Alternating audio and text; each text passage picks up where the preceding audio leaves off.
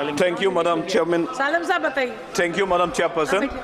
I would like to thank you for giving me this opportunity.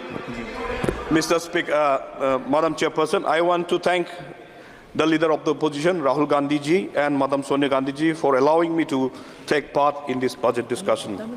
Madam Chairman, I don't want to repeat the argument. In fact, I was always positive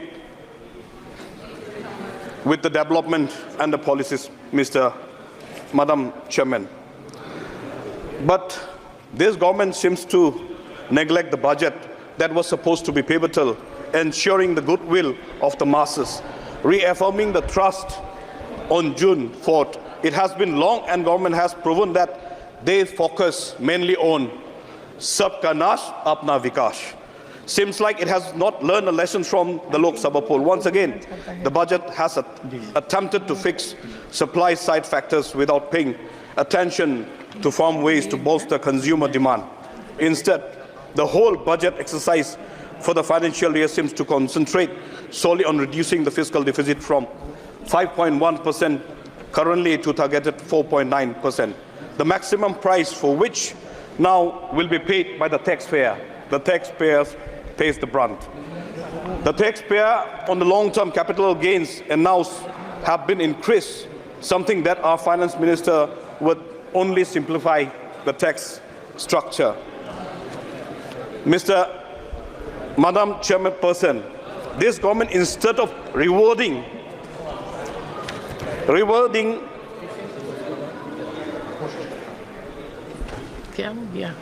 all the other states like Tamil Nadu, Maharashtra, Telangana, West Bengal, etc., who has contributed most of their tax to the revenue of this Indian economy, Madam Chairperson, by only concentrating two states, that is Bihar and Andhra, Madam Chairperson.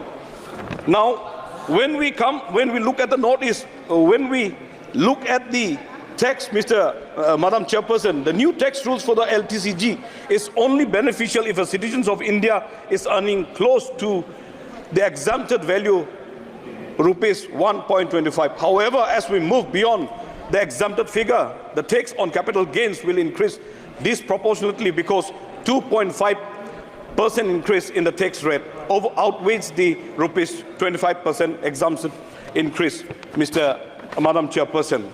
Now, why do we celebrate this budget when the matter is in a very great concern that has garnered a significant attention in the recent year? The devastating result, increasing the number of the Indian citizens renouncing their citizenship, and the exodus of tax-paying employees from our nation that is relinquishing their citizenship from India, Madam Chairperson. Now, when you look at the ME report, approximately 1.87 million Indians are renouncing. In 2022, post-COVID, 225,000 individuals they have renounced, relinquished their citizenship from the Indian. In 2023, more than 2 lakhs, Madam Chairperson. Now, when we come to the flood budget,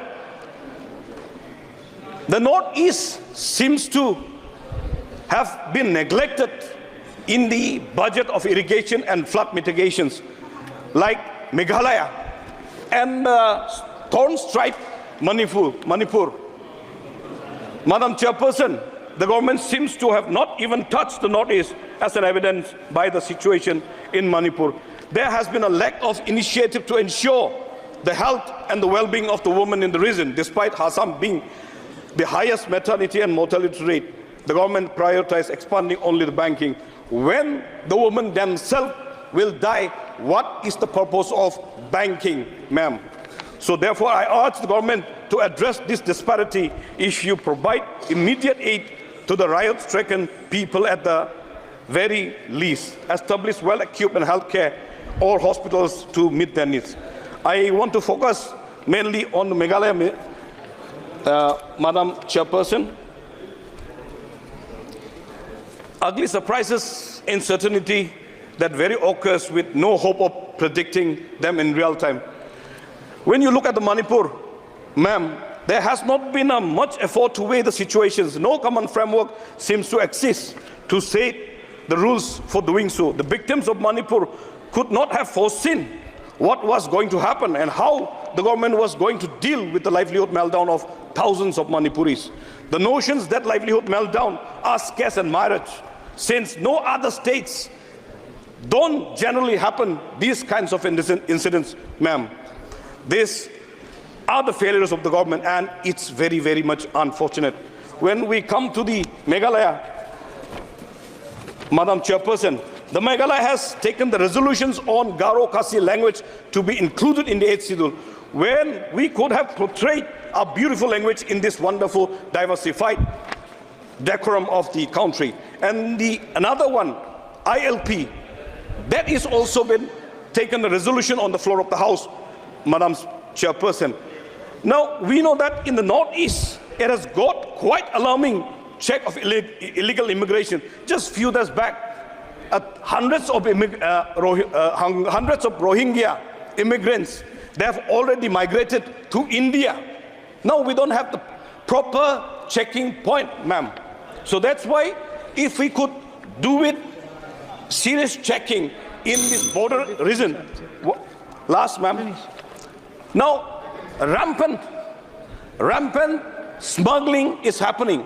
And with that rampant smuggling along the border, this Rohingya and all the other anti-social elements that like drugs and all the others are coming through, ma'am. So if the checking point can be put up in these border areas, even the smugglings of areca, even the smuggling of drugs, even the smuggling of,